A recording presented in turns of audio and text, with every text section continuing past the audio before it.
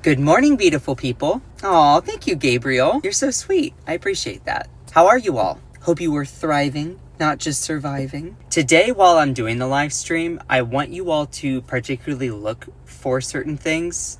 No, not Uline. Oh yeah, no, we're going to be talking about Uline, actually. We're going to be talking about Uline. Welcome back. Hello. How's it going, the effulgent one? I appreciate you, Ellie. You're awesome. Today, we're going to be talking a lot about tariffs. Then we're going to be talking about maybe the real reason why these tariffs were attempted to be put in place. And that keyword is drug trafficking. Or I guess keywords is drug trafficking or fentanyl. And whether that's actually going to be effective or not, possibly.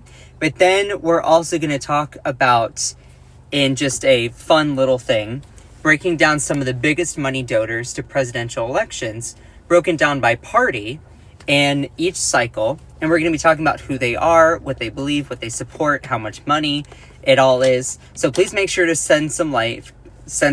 I love all of you. So let's talk about tariffs. Let's talk about tariffs. Do you all know what a tariff is? Do you all know what a tariff is? A tariff is a tax on an imported good. Let me find the background that shows the definition here. Hold on, stand by. Let's see. I prepare so much for this morning live show that it's actually kind of crazy. So a tariff is a tax on an imported good or a foreign-made good. A tariff is self-imposed. It is the country that imports the product. They are the ones that impose a tariff on themselves. They're the ones, if you assign a tariff, it means that you are going to be taxing the imports that come into your country. You're not necessarily making the other countries whose products you are doing the tariff for, making them pay it. A tariff means that you're just going to artificially inflate the price of goods that are made from outside your country as a way to make domestically made products less expensive by comparison. So let me give an example. If you have maple syrup and you have US maple syrup and Canadian maple syrup, let's say that one specific syrup bottle is $20. Just for the sake of example, that's way too high, but still. And then if you put a tariff, if you do a 50% tariff on maple syrup coming from Canada, then you're going to have, and let's say the US and the Canada maple syrup are the same price. If you put a tariff on Canadian maple syrup at 50%, it's going to increase the price by 50% additionally. So that's going to make it a $30 bottle. So a tariff is a self-applied tax on imported goods as a way to make U.S. domestically made goods more affordable or less expensive by comparison. But what often happens when doing a tariff is you have countries will do counter tariffs. So with everything happening, you had Donald Trump saying we're going to do a 25% tariff on Canada and Mexico. And then specifically Canada responded, well, we're going to do a 25% tariff back.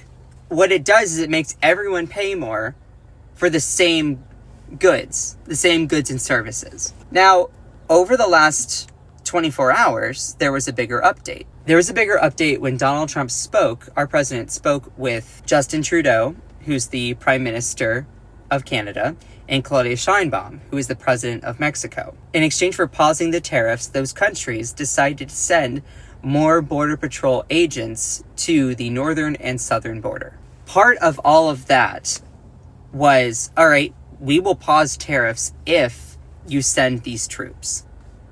So while tariffs may have been the initial idea, Donald Trump felt that he could bargain to then get more Border Patrol enforcement. And you're like, well, what was the particular goal? And it was supposedly stopping illegal drug fentanyl from coming into the country. So that is just an update over what has been happening. Now, We can have a debate over whether tariffs work or they don't work, but I'm here just to tell you what tariffs do. They artificially raise the price of goods as a way to make domestically made goods less expensive and more affordable by comparison. Though what happens is when you put a tariff on something, you're going to have opportunistic domestic manufacturers for whatever product see an opportunity to price gouge. So if you go back to my example of maple syrup I had earlier. If you put a tariff on imported maple syrup from Canada, and the price, let's say the price for the Canadian maple syrup and the US maple syrup is the same. And if you put a tariff on Canadian maple syrup at 50%, it's going to be X times 50% more of the price. Well, that makes the US maple syrup look cheaper by comparison. Though it doesn't lower the cost, it doesn't make X go down. Actually, when you increase the threshold for the 50% additional for that Canadian maple syrup, US manufacturers are going to say, oh, well, we're going to be cheaper by comparison. The demand is going to drive it to our product. Whether it's at X or maybe X times 10% of the price, or 20% of the price, or even 25% of the price. So what it does is it also allows US domestic manufacturers to raise their prices. So we all start paying more for the same goods. Now they might be more made in America, which is good, but at what cost? At what cost? If we all have to pay for more of the same things.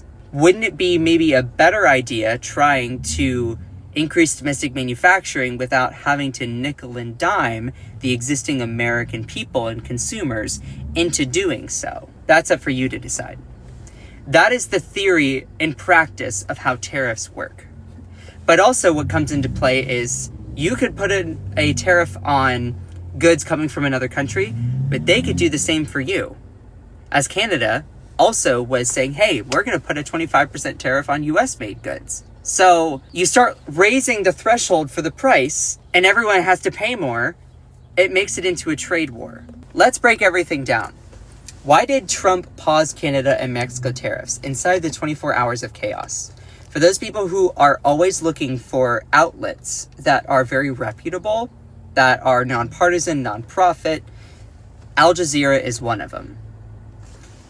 I know that sometimes it's exhausting trying to be an informed political citizen. Trust me, I get it. There are really great outlets like Al Jazeera, Media Matters for America, Truth Out, Common Dreams, The Lever, Mother Jones. These are all nonpartisan, nonprofit news media outlets that are not trying to push a bias on you in any sort of way. They're just giving you the raw information. So, what happened with this crazy moment of we're doing tariffs, we're not doing tariffs, what all happened? United States President Donald Trump announced that he would immediately pause tariffs on Mexico and Canada for 30 days after speaking with their leaders yesterday, on Monday. However, a 10% tariff on China still remains. On February 1st, Trump signed an executive order imposing this 25% tariff on Mexico and Canada, with partial exemption for Canadian energy and oil exports, and also a 10% tariff on China. Trump has also spoken with against the high trade deficit in goods with the three countries together that make up more than $480 billion. Now, what I find really interesting, and I don't have the background to necessarily prove it. Also, do you like the little reflection that's like going on my face here? It's funny because Donald Trump was like, NAFTA was a disaster, blah, blah, blah, blah, blah. And he re-signed the trade deals back in 2018. And then he is now like, who made these trade deals? They're awful, they're gross, they're disgusting, they're deplorable. Honey boo boo, you're the one who made the trade deals. So like, don't be all of a sudden being like, who made this? Who made this? That all being said, Trump has spoken against the high trade deficits in goods with these three countries. He said these tariffs would remain in place until the countries took steps to curb the flow of migrants, drugs, and particularly fentanyl. Mexico's President Claudia Sheinbaum announced the deployment of 10,000 National Guard officers to the border to curb drug trafficking and migrants. Canadian Prime Minister Justin Trudeau also had calls with Trump where he agreed to send forces to the border to fight drug trafficking and undocumented migration. So the idea behind all of this was we're going to threaten these people with tariffs and get them to then agree to sending troops to the border. Now, the idea behind all of this was to stop fentanyl. So let's talk about fentanyl. This is from the Cato Institute. Do you all know what the Cato Institute is? If you're a quiet listener and you're enjoying these lives, just quickly comment yes. We have a couple people in here who are trying to be provocative, drama-seeking, and annoying. But if you're a quiet listener and you enjoy these live streams, just quickly comment yes. Show these people that I'm here just trying to provide raw information. You can make your own decisions, come to your own conclusions based on the information that is present. I'm not here trying to steer you into any sort of opinion. I'm here just giving you the raw information. So for people that come in here and constantly try to be obnoxious and weirdly self-promotional, bait me with ill-intended questions, attempted gotcha moments, do something better with your time, sweetheart. Because I am not your enemy. I am not your enemy in any of this. I am just providing the information. So if you're trying to bait me into some sort of weird drama fest that's really, really childish, I am not that political creator. So go find one that will love to do that. Cool? Got it. This is from the Cato Institute, which is a conservative-leaning libertarian institute. They also tend to do really good work with research, and I give them credit where credit is due. Fentanyl is not smuggled by migrants or undocumented people. It is not. Fentanyl is smuggled in by U.S. citizens at the border. So for Donald Trump to be so overly obsessed with claiming that illegal immigrants are poisoning the blood of the country and bringing in drugs and crime, let's break down what that is. Because for all the things, he obviously has a big animosity towards undocumented people, which tend to be disproportionately people of color, and they tend to be Hispanic, and he claims that they're even poisoning the blood of the country, which need I have to also point out that the term blood poisoning was used by Schmittler in his manifesto, which I've kind of blurred out there. That all being said, he also would just tweet out these or post these kinds of things. So the whole thing behind these tariffs, in his mind, why did he do these attempted tariffs? It is as a way to get Mexico President Claudia Sheinbaum and Canadian Prime Minister Justin Trudeau to send more troops to the border. For what purpose? According to him, to stop illegal drug fentanyl trafficking, and also to stop undocumented immigration. Stop people from coming over the border. Which, okay, in theory, sure. But let's look at it in practice. Let's break down the raw facts and information. This is from the Cato Institute. The Cato Institute is a right-leaning, conservative, libertarian think tank that also happens to do a lot of really good work on public policy research in particular. They're literally a libertarian group. They are like, when we break down the numbers, fentanyl is smuggled by U.S. citizens, or for and by U.S. citizens. It's not done by Marco with a backpack trying to come to this country, braving trying to come here. So let's break all of this down. And for those people who have the inability to listen in the comments, this is your final warning. Scroll on. Otherwise, you will face cognitive dissonance, because I'm about to share things that go against your MAGA ideology, your made up, fantastical MAGA ideology. Because the raw facts are, if you really care about this issue, fentanyl is ultimately funded by U.S. consumers who pay for illicit opioids, and 99% of them are U.S. citizens. In 2021, U.S. citizens were 86.3% of the convicted fentanyl drug traffickers, 10 times that of convictions for illegal immigrants for the same offense. And 90% of fentanyl seizures occur at legal crossing points or interior vehicle checkpoints, not on illegal migration routes. So U.S. citizens who were subject to less scrutiny when crossing legally are the best smugglers. Now, I'm not saying that there is not going to be an undocumented person, Marco coming from Mexico, that does not have fentanyl in the backpack. I'm not saying that's not possible. But when we're looking at seizures, convictions, most fentanyl is smuggled at a legal point of entry by predominantly a U.S. citizen that doesn't look like an undocumented immigrant. They're going to then probably have a higher chance at getting through because there's the demonization of the undocumented people. It's like, oh, they all have them. So if you really care about trying to stop the opioid crisis, then acknowledging these facts is crucial to moving forward. I love all these comments here. I love all these comments here. Let's just show them again. If you're a quiet listener and you enjoy these live streams, just quickly type your favorite emoji. Quickly type your favorite emoji. If you all are exhausted by those really loudmouth people in the chat, there's like 9 of them, they take up 90% of the comments. To all those people, look at the whole family in here. We are so tired of you trying to hijack spaces. We're not your enemy. We're your fellow citizen and American. We're not here trying to feed into the drama of being against each other. We care about fixing the issue. Yeehaw! Thanks, C-Bar. We care about fixing the issue.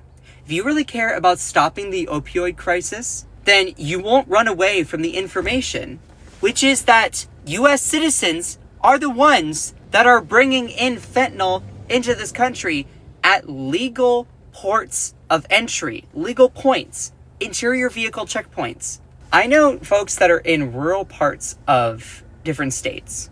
I live in North Carolina. I have friends and family in particular that have been affected by excessive drug use and the opioid crisis. I know people personally who have had their loved ones die because of this. It does a huge disservice to them to constantly pin the fault of fentanyl drug trafficking all on undocumented immigration. Part of it, yes, is the cartels, but also another part of it is the U.S. citizens that work with those cartels. It is the U.S. citizens that work with those cartels are predominantly the reason why we see that. So if Donald Trump is like, we're going to do tariffs on these countries, and then they're like, in exchange, just send some patrol to the border, sure.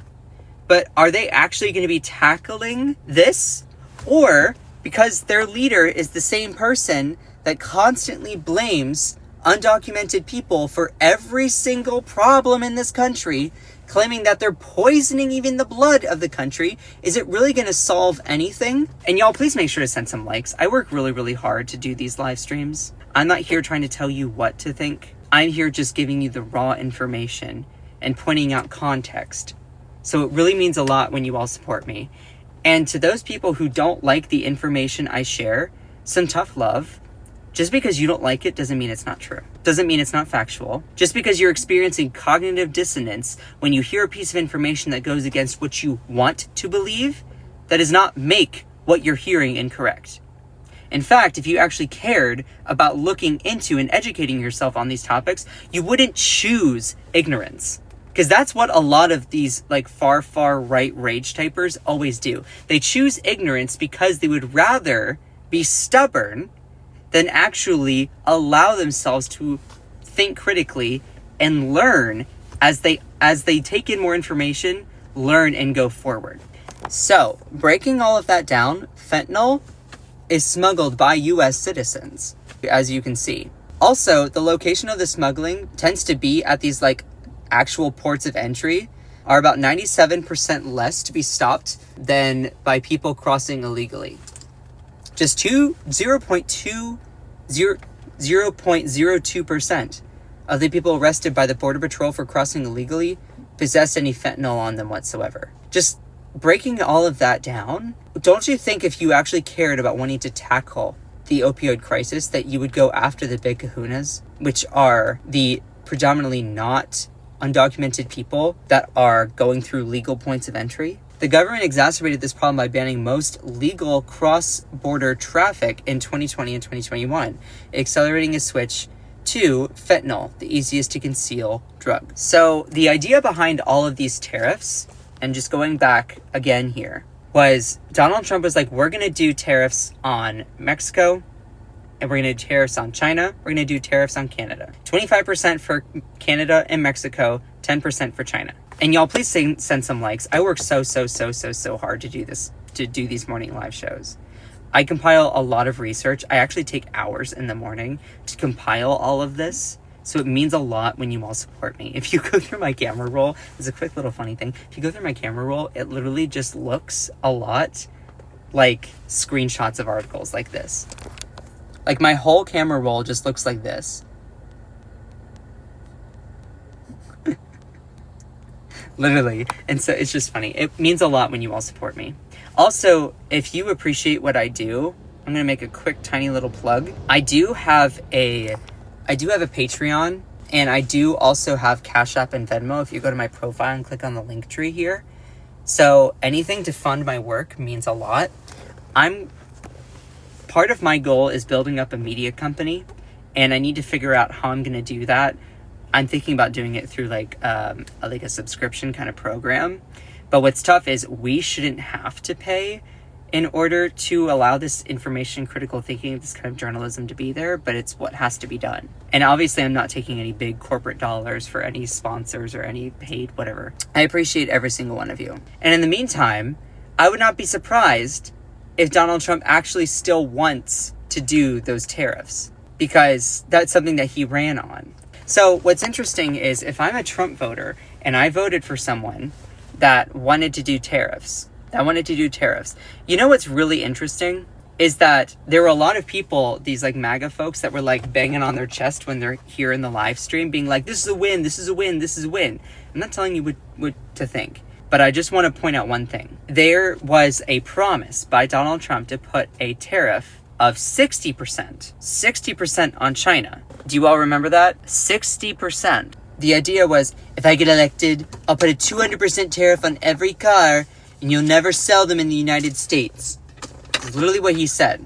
He said, I'll put a 200% tariff on every car. You'll never be able to sell them in the United States. He said, without tariffs, we have a busted country. And then Trump was like, yeah, you know what? Maybe we'll do even a 500% so that China can't even sell one car. Now, again, he proposed a 60% tariff on goods from China and 20% on everything else the United States imports. So, as a quick little thing, I know it is still pretty early. That's fair.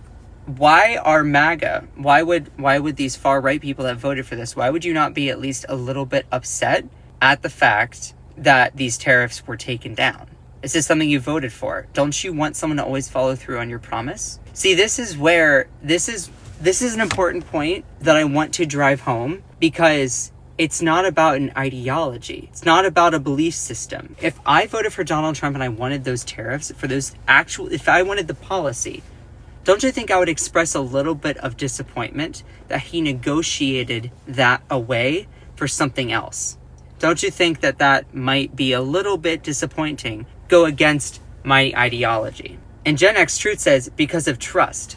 Okay, so you are saying that you trust a political leader more than your own ideology. You're saying that Donald Trump could do anything, even go against what he ran on, and you would be okay with that. Do you see how the picking and choosing of when something is convenient for you actually steers a lot of these MAGA people's thought process? It is not based on an ideology, a set of beliefs, a set of policies. It's based on blind fealty, loyalty, and trust, not actually critical thinking. It's based on trust. What else? What other kind of mechanism operates based on trust, and trust alone, absent critical thinking, absent a core set of beliefs?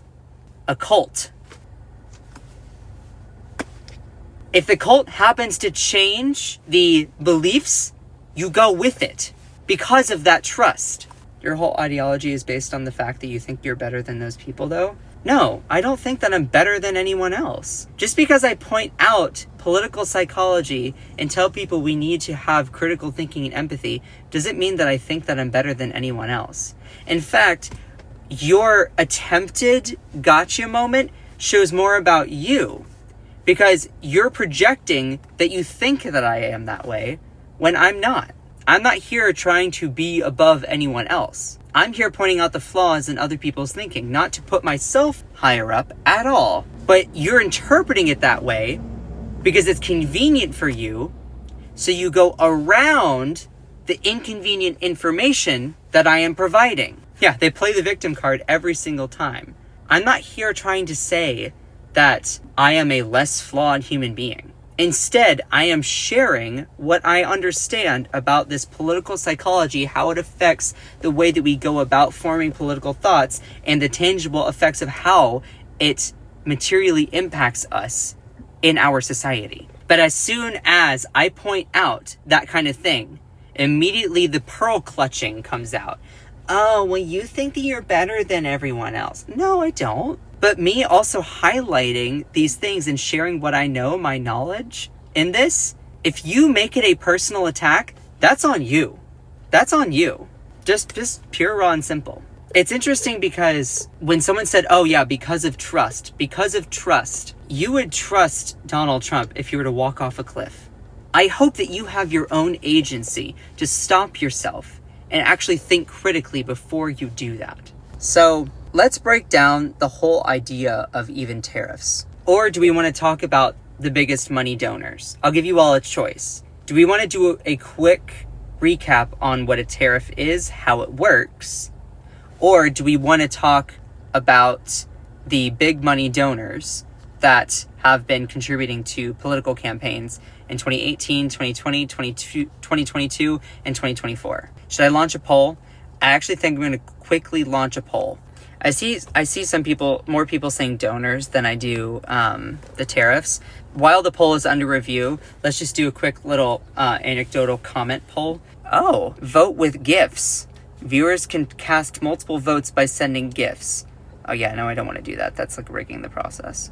Okay, everyone go up here quickly and vote. Which one do you want me to cover next? So you have about 30 seconds. Make sure you go up and vote. Make sure you go and vote. And for my moderators, if you are having trouble voting, then just comment below. Comment below what your choice is.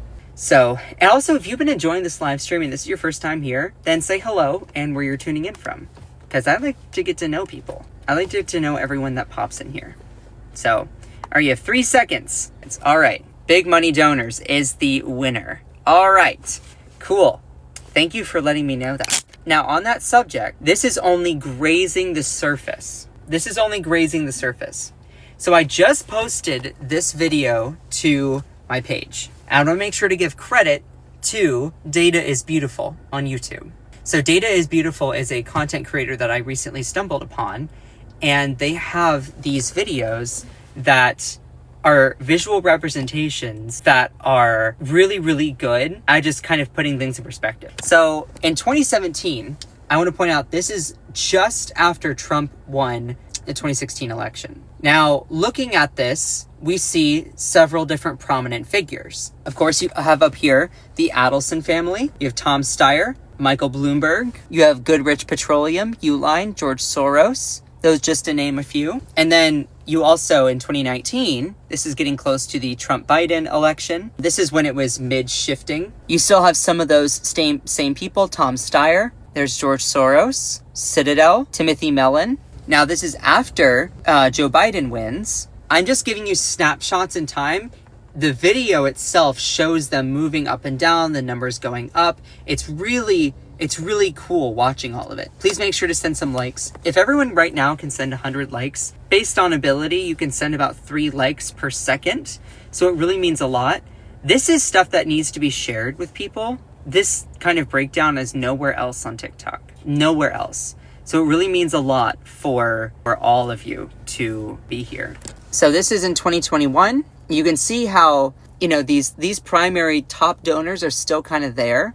Now, in 2023, you notice that the chart is going from way more half blue, half red to being way more red. These are just individual big money donors. Now, I want to point out, Kamala Harris, Joe Biden, Kamala Harris, the Democrats, raised more money in the recent election. But when we're looking at individual big dollar donors, we saw more of them going to Republican causes. So we're going to be breaking all of that down, and we're going to be looking into who these people are, what do they support. I've also talked about campaign finance. So there's a difference between taking corporate PAC money, political action committee money, then there's also the super PACs, but also taking money from a big dollar donor. These are specifically the big dollar donors.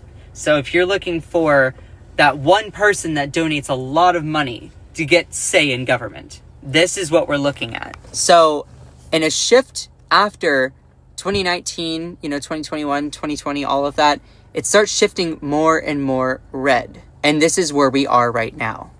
Now, I'm only going to go through a couple of these people.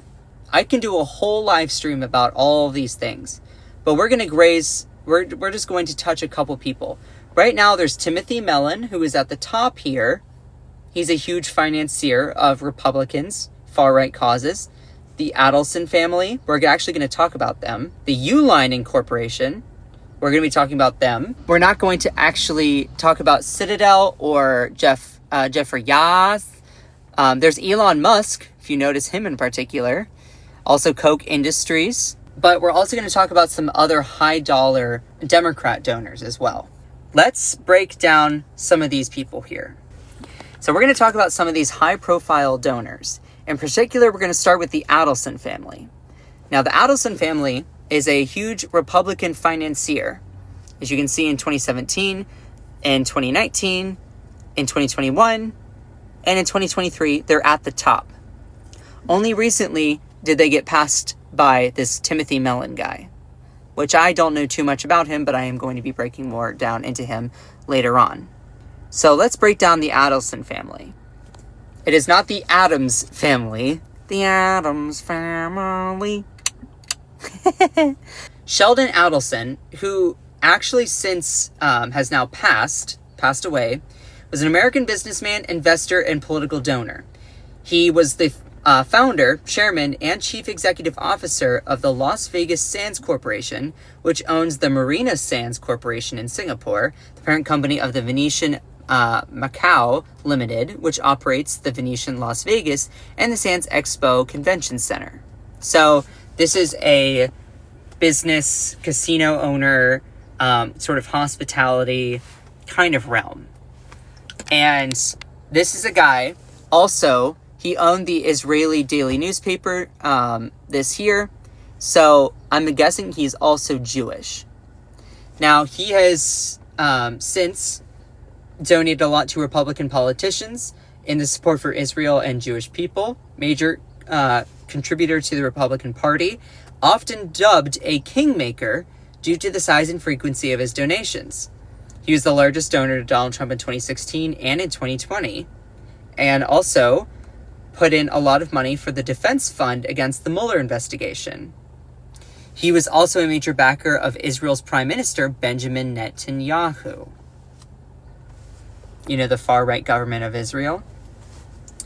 So, Adelson also began making major Republican contributions to the RNC following clashes with labor unions at his Las Vegas properties.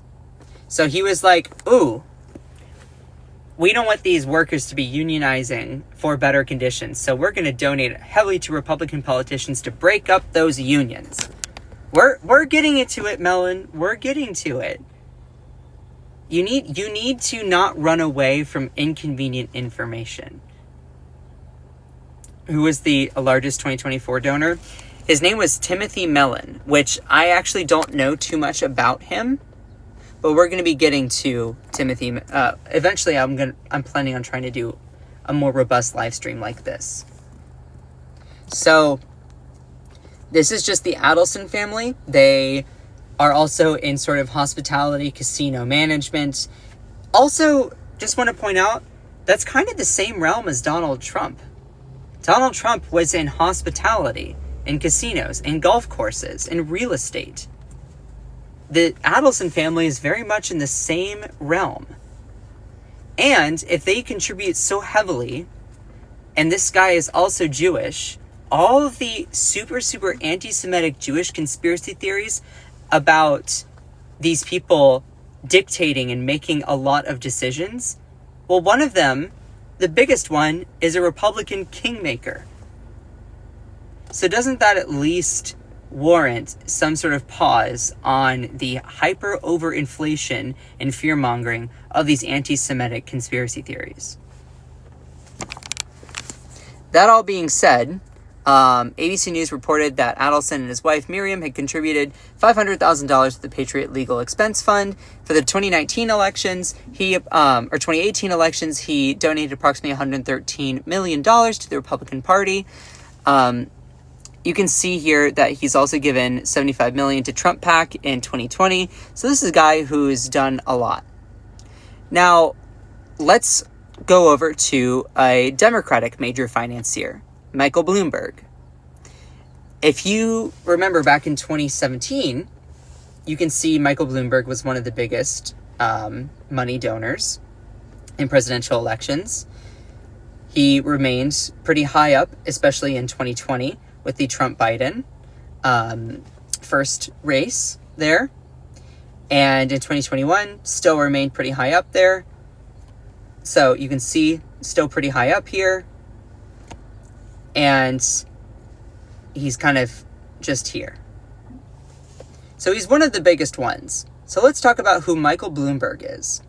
Michael Bloomberg is the former mayor of New York City. He also ran, I believe, in I think it was 2020. Yeah, he ran in 2020 for president as a Democratic candidate. And at one point, he even had almost 20% support amongst the polls. And Elizabeth Warren called him out for basically using a lot of his fortune, money, to mass spam the waves with Michael Bloomberg ads, which tended to be really effective and increased his name recognition. And during a debate, she was like, you're basically buying your way into the election. And a lot of people were like, oh crap, he is. And part of that moment kind of tanked his campaign. And it's funny because there's a lot of people that will buy their way into office. You know? That all being said, Michael Bloomberg is the former mayor of New York City. His name is Michael Rubens Bloomberg. He is the majority owner and co-founder of Bloomberg LP, which he was its CEO. It is a major software, media, telecommunications company.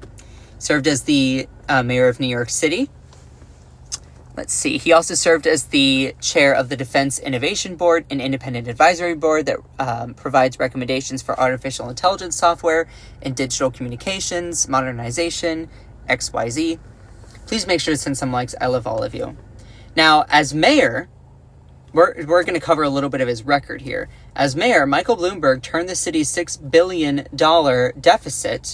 budget deficit, meaning that they were under $6 billion. They owed that in debt, and turned it into a $3 billion surplus, largely by raising property taxes. So they were able to raise more money for the city and their coffers by raising the taxes on the businesses there. I don't know who was getting taxed more. I don't know if it was the lower income people, the higher income. Yeehaw! Thank you for that cowboy hat. Yeehaw! I like being a little gay cowboy. I think it's fun. I want to be a cowboy, baby. Anyway, actually, cowboys had a really rough life. If you truly look into the history of them, it's kind of a rough life. Anyway, so he raised a lot of that money to pay down the federal debt, or the city's debt deficit. Bloomberg also increased city funding for new development of affordable housing. Also, he implemented a smoking ban for indoor workplaces. He banned trans fats from restaurants. He implemented bicycle lanes, pedestrianized much of Times Square. Also, what's interesting is Bloomberg launched the NYC Young Men's Initiative, a $127 million initiative to support programs and policies designed to address the disparities between young Black and Latino men and their peers, and personally donated $30 million to the project. Now, for those of you who are like, okay, isn't Michael Bloomberg the same guy that largely did stop and frisk, which disproportionately impacted people of color, minorities, and kind of led to this like fear-mongering about crime? Partially, yes. So under the Bloomberg administration, the New York City Police Department greatly expanded its stop and frisk program. Now, what this allowed the police to do was, you know, the police can go and they can go and question people they think look suspicious, but it was happening at such a high rate in New York City for specifically men of color. And this led to a whole investigation where the city's implementation of the policy violated citizens' rights under the Fourth Amendment because it was racial profiling. Also, he happened to be the mayor when the September 11th attacks began, and also opened up the very controversial program that surveilled Muslim communities on the basis of their religion, ethnicity, and language, and it was later discontinued, that program, in 2014. So, I love these obnoxious people. You really are just like, I can't help you. I really can't. To all the people, you know what's so funny? I want to point something out before I continue on further. That was Giuliani during 9/11. Oh, you know what? You're right. My apologies. It was Giuliani during 9/11. And then Bloomberg was shortly after that. So, anyway. Thank you! Thank you for the cap. I appreciate that. What I find so funny, you all notice something when I do these live streams? Is like when I am covering, did you all notice when I was covering Sheldon Adelson, the super Republican mega financier, one of them, you noticed how there were a lot of those comments that were like, now cover Democrats, now cover Democrats, now cover Democrats, and all of these people who were like, you're not covering the George Soros, you're not covering all of those Democratic mega blah blah blah.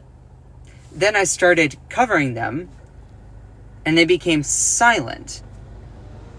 But notice how people who tended to be Democratic or be progressive or in that party are not constantly being like, we'll cover Republicans, we'll cover Republicans, we'll cover Republicans. Why aren't you covering them? I want to point out that there is a huge disparity, a huge difference. Because a lot of Democratic specific voters or progressive or leftists are like, yeah, it's just as much of a problem when it's a part of our own party. Meanwhile, those Republicans are attempting to run away from the inconvenient information of the corruption happening as well in their party. And it is reflected through the behavior on social media, even in this live stream right now. You all notice that? It is a huge tell about the difference in the political psychology of these two different camps. Because whenever a lot of Republican leaning voters, MAGA people in particular, face that cognitive dissonance, they're immediately trying to shift the conversation. We can't confront this information that is inconvenient. And then when Democratic leaning voters receive that information, they're like, this is a problem. We have to tackle this. Republicans do it too. We do it too. It doesn't make an excuse. We'll tackle both. Let's figure it all out. You notice how there's that different response? If you all noticed exactly that while we were all in the chat here, just quickly comment yes. Because you noticed as soon as while I was covering Adelson, all these people were whining, saying like, why aren't you talking about Democrats? Then I started talking about them. Notice how you don't see it the other way around. Because it's just as much of a problem. But yet, those people aren't running away from that inconvenient information. What does that show about the parties? That shows that a lot of MAGA-leaning people really, instead of confronting that information, they just want to run away from it. Because they're not there to actually address, there are all of these people who are like, yeah, we need to get big money out of politics. Some of them are amongst the right. But when they mean big money, they don't mean their big money donors. They just mean the Democratic big money donors. When all these MAGA people say, oh, I want to get money out of politics, I'm like, great. Notice how they never actually are okay with the money getting out of politics for their side. Because it's not about the actual policy or belief itself. It's about whatever they can do to twist it to be advantageous for themselves. Now, going back to that, so we had Sheldon Adelson, Michael Bloomberg as some of those top Republican Democratic financiers, as I just covered all of Bloomberg. Another one are Richard and Elizabeth Uihlein. You might be like, well, who in the world are these people? Please make sure to send some likes. It really means a lot when you all are in here. We've seen the live count go down just a little bit. So please make sure that you are sending likes, supporting the live stream, sharing the live out with people. Sharing the live out with people. It means a lot. It really does. Because there are all of these other creators that are constantly trying to stir up drama that get so much more visibility. And hard-working content creators have to work twice as hard just to get half as far. So it means a lot when you all are in here. So let's talk about another huge political donor. Now, Uihlein has been pretty consistent since 2017, 2019, 2021. You can see it says Uihlein right here. 2021, 2023, 2024. For those people who do not know, Richard and Elizabeth Uihlein, they are American billionaires, and their primary business is packaging equipment. This is the Uihlein family. Uihlein is North America's largest distributor of shipping, packaging, and industrial supplies. They do a lot with retail, safety, material handling, industrial packaging materials. Uihlein is a top producer of cardboard boxes. I'm pretty sure that their biggest client would be Amazon or even like Chewy or something like that. Now, the Uihleins, and this is a really good piece in ProPublica, I'll get to that in a second. The Uihleins often have been, they donated excessively to Republican politicians. Richard Uihlein's been a Republican donor for decades and increased his political giving after Citizens United versus the Federal Election Commission. And you're like, yeah, Citizens United, I know that's some sort of Supreme Court case. Citizens United, what it did was it legalized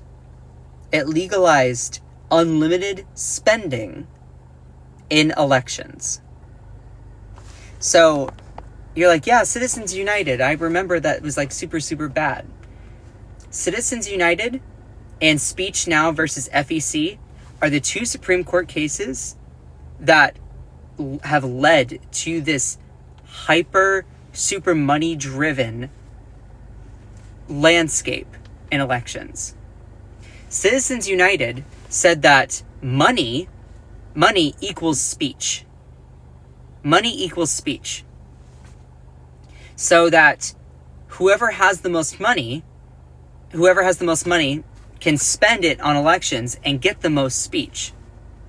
So if you have a room full of people that are voting for a class president, and let's say that everyone was given, at one year, that everyone was given, $100 to run their campaign. Well, let's say that the PTA decided, you know what, we're going to say that money equals speech.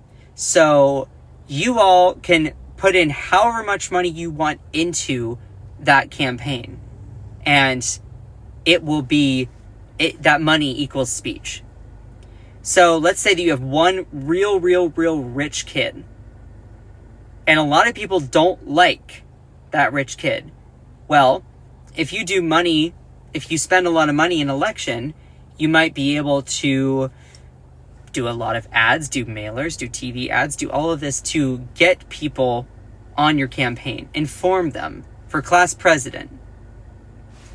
What it does is it makes it an unfair playing field, because speech doesn't equal speech.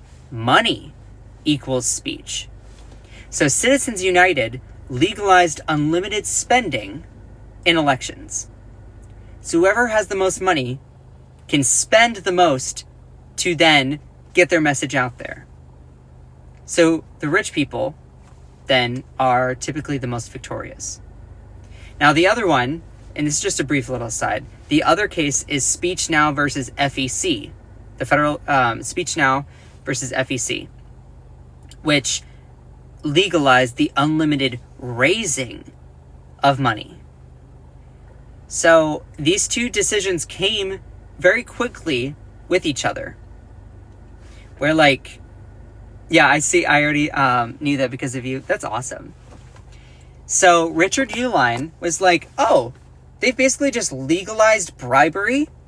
Cool, I'm going to give a whole bunch of money to Republicans now. So the Uihleins have been a longtime donor of Republicans. They are very social and economic conservatives that are anti-union. They have staunch opposition towards gay and transgender rights, as well as abortion. They're very against same-sex marriage. Elizabeth Uihlein focuses her donations on main Republican organizations, such as the Republican National Committee, National Republican Senatorial Committee, all of that. So they've given excessively to Republican causes.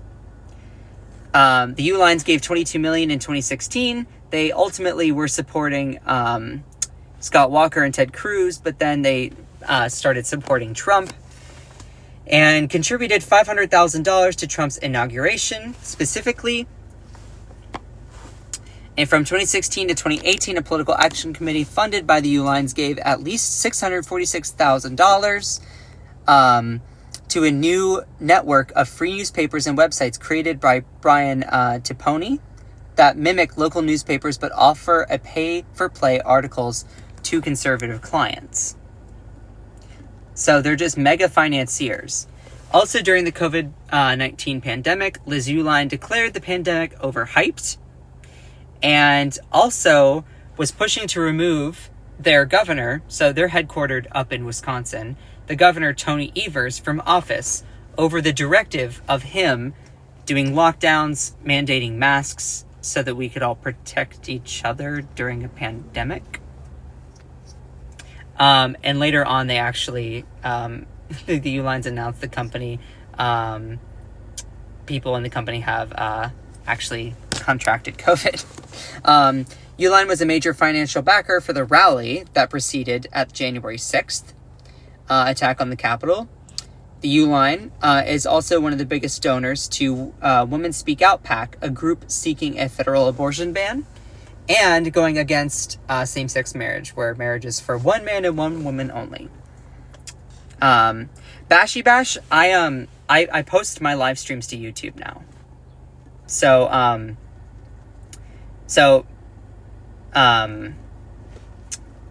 post it all to YouTube. So if you go to my profile and you quickly click on the link tree, then you can go to my YouTube and they're all posted on my YouTube. So please go and do that. And thank you for being here. Now, going back to the Uihleins, they are very staunch conservatives, so they don't think it's okay to recognize gay people as equal within marriage. And they constantly fuel election denialism. So they were a huge financial backer of the January 6th rally in particular. They feed a lot of conservative think tanks. Yeehaw! Thank you. Oh my goodness. I appreciate it, Christina. You're awesome. The Uihleins made $40 million in grants between 2013 and 2016 to organizations such as the Intercollegiate Studies Institute. These are all super right-leaning institutes, XYZ. So there was a really good piece in ProPublica about how that cardboard box in your home is fueling election denial, because it was a huge expose about the Uihleins in particular. Now, when we're talking about mega financiers, as all the craven trolls that are mainly Republican and MAGA were pointing out, there's also another big one, which is George Soros. You can see George Soros right here. Right here. You know, so George Soros has been kind of in that realm for a while. Now, there was also, I want to point out, there was also Tom Steyer. For those people who do not know who Tom Steyer is, I actually have met Tom Steyer personally. I shook his hand. I went to the Iowa caucuses in 2020, and he was running in the Iowa caucuses in the Democratic primary, and I got a chance to meet him. Tom Steyer is someone that he started some sort of climate clean energy pack to transition. I forget what it was called. It was called like Our Future or something like that. Yeah, they're so impatient ignoring everything you're saying just to focus on the Democrat. Typical. Yeah. And like, that's the thing. If they truly had an ideology where they cared about the corruption, they would not be so hyper-focused on the subject of who it is and focused on all the people doing that. They're only focused on the people they want to pit themselves against. That's the kind of behavior of a cult. It's lacking critical thinking, lacking a central core value belief system, devoiding themselves of their own agency. That's the kind of mentality of a cult. Pure, raw, and simple. So another big Democratic financier is George Soros, which you can see here doesn't even show up in 2024. Just pointing that out. Now, George Soros actually survived the Schmolocaust, and he is someone that has worked in banking and hedge funds. He has done hedge funds, Soros fund management. He's been kind of like a Wall Street guy. Soros actually supports and donates a lot to progressive and liberal political causes. Again, he's also a Jewish guy, which, you know, it's interesting because the far right loves to do all these anti-Semitic conspiracy theories when one of their biggest backers is Sheldon Adelson and the Adelson family, which are all Jewish themselves and constantly donate to far right candidates like Benjamin Netanyahu. So all this talk about like these very, really, really, really crazy conspiracies about Jewish people, it's like,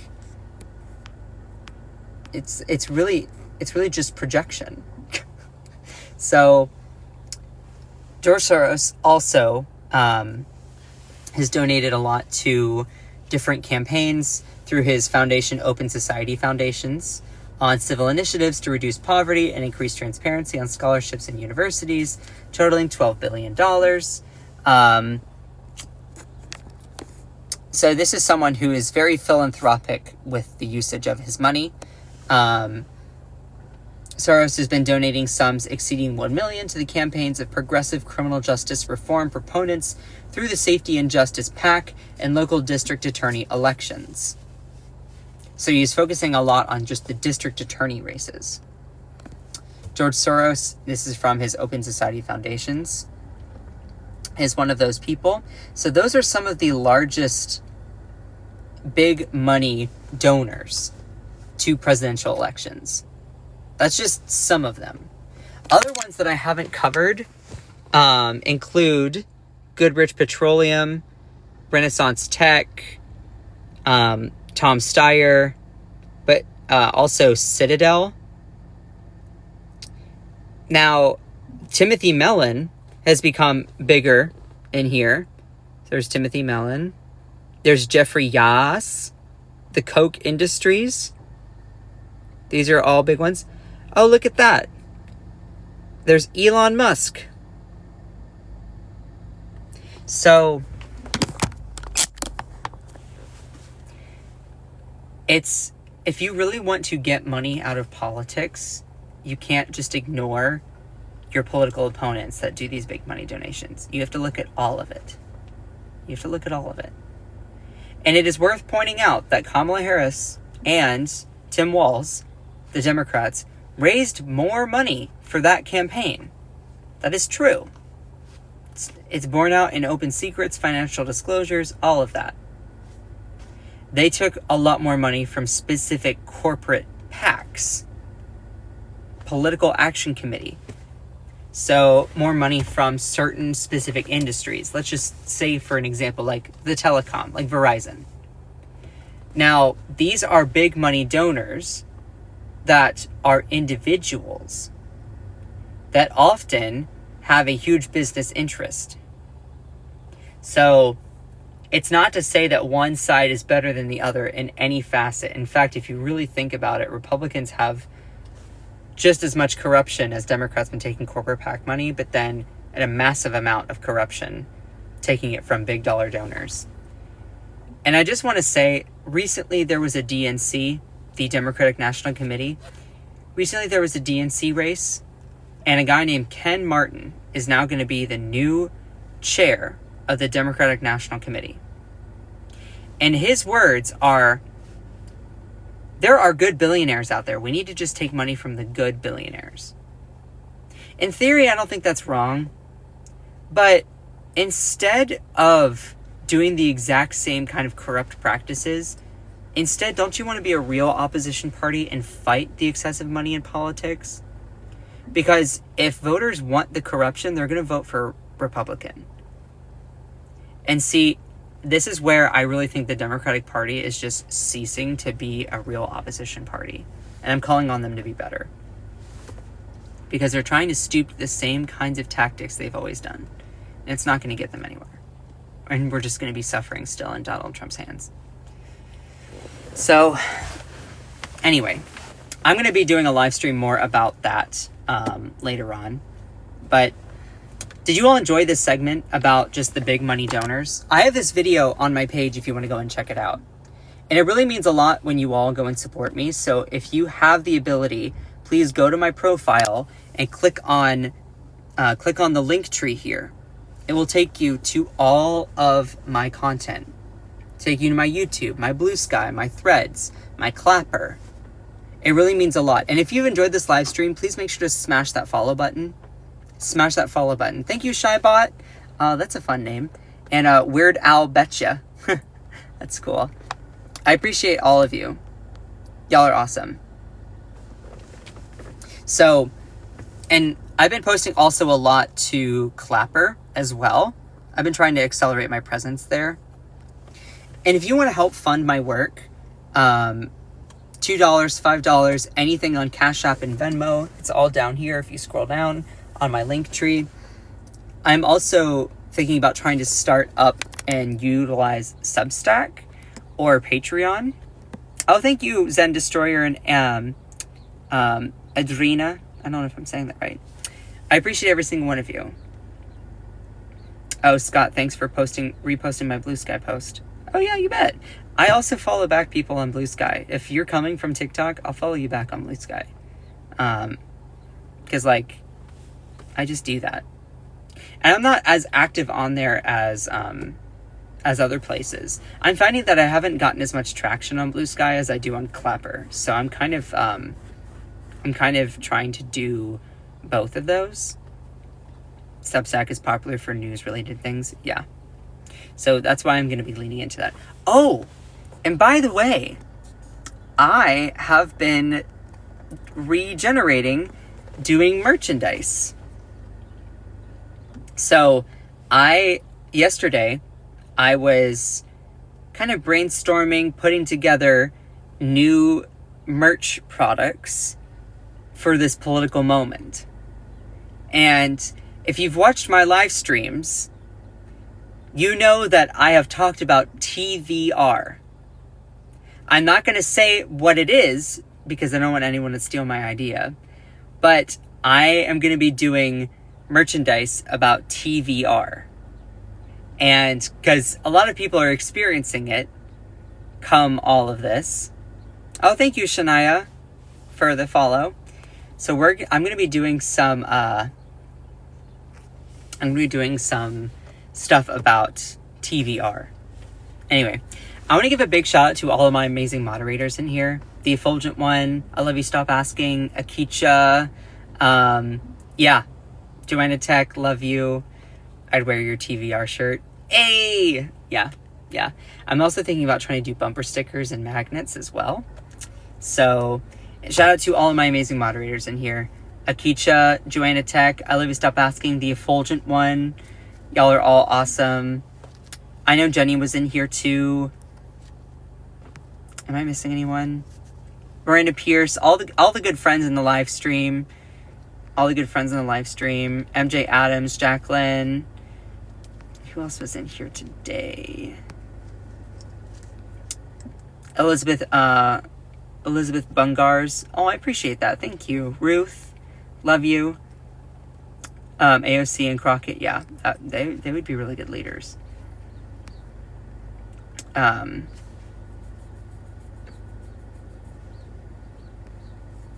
So, I appreciate every single one of you. I'm going to skedaddle here. But just remember that you are beautiful. That can't see the chart, the graphic. I'm going to be posting my live stream later on to YouTube. Also, hello, Cala Felicity. Hello. I'm going to be posting my live streams to YouTube. And I just posted this in one of my videos, so go and check it out. But just remember, oh, you bet. Oh, that was cute. Anyway, just remember that you are beautiful. You are loved. You are valid. You are strong. And you are fierce. Don't let anyone or anything ever dim your shine. I love all of you so much. Bye.